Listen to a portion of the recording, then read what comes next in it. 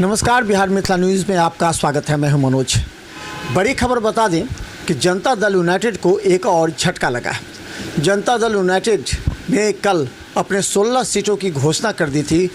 वहीं हम बता दें कि जनता दल यूनाइटेड के राष्ट्रीय महासचिव मोहम्मद अली अशरफ फातमी, जो कि अल्पसंख्यकों के एक कद्दावर नेता थे, वो नाराज़ चल रहे थे। राज्यसभा के लिए उनको कहा गया था, लेकिन राज्यसभा सीट नहीं मिली।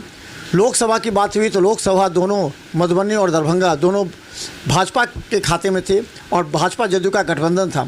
ये नाराज़ चल रहे थे और अंत में आज उन्होंने पार्टी कार्यालय में जो पार्टी के अध्यक्ष हैं उन्हें अपना इस्तीफ़ा सौंप दिया है।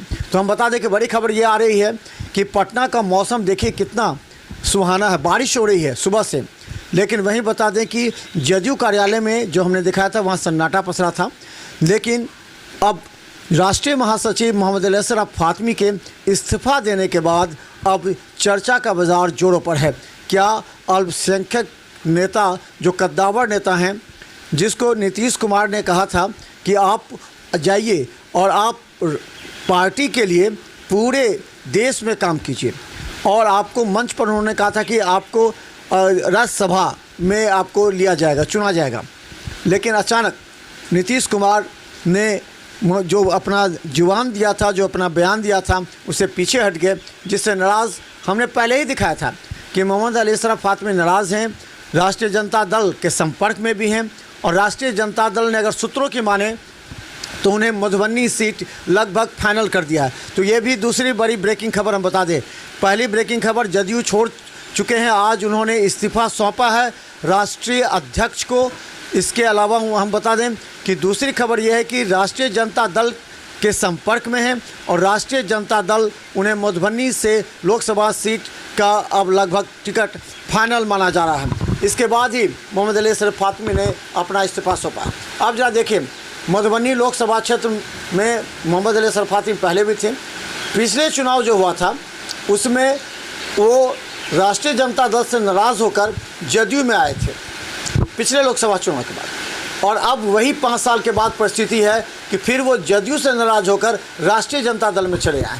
राष्ट्रीय जनता दल में लालू प्रसाद यादव से उनका पुराना संबंध है, एक दोस्ताना संबंध है। राष्ट्रीय जनता दल को मजबूती प्रदान करने में मोहम्मद अली अशरफ फातमी का भी काफ़ी योगदान रहा है। यहाँ तक कि जब सिंगापुर में लालू प्रसाद यादव बीमार चल रहे थे, उनका ऑपरेशन हुआ था, तो वो वहाँ भी जाकर के मिलकर शुभकामनाएं दे चुके थे, उनके स्वस्थ होने की कामना किए थे।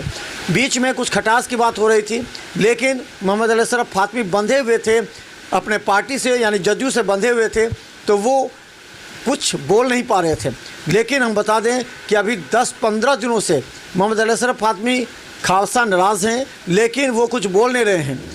और हम बता दें कुछ दिन पहले जब राष्ट्रीय ये जनता दल यूनाइटेड के संजय झा का जो वहाँ सम्मान समारोह था ऑडिटोरियम में, तो मोहम्मद अली अशरफ फातमी वहाँ पहुँचकर उन्होंने बधाई भी दी थी।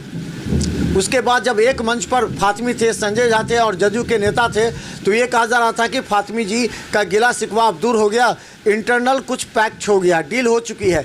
इसके बाद भी फातमी जी शांत नज़र आ रहे थे। लेकिन कल यानी कि 19 तारीख को, आज बड़ी खबर बता दें, आज उन्होंने राष्ट्रीय अध्यक्ष पार्टी मुख्यालय में अपना इस्तीफ़ा सौंप दिया है और इसके बाद 2 दिनों के बाद ये तय हो जाएगा, उनके नाम की सहित संभवतः मुहर लग सकती है कि मधुबनी से वो चुनाव लड़ेंगे।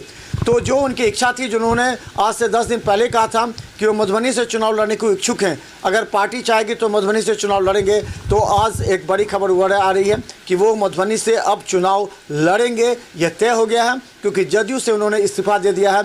अब 2-3 दिनों के अंदर राष्ट्रीय जनता दल का दामन थामेंगे, जब एक बड़ा कार्यक्रम होगा उसमें। देखते रहिए बिहार मिथिला न्यूज़, क्योंकि हम हर अपडेट आपको दिखाते रहेंगे।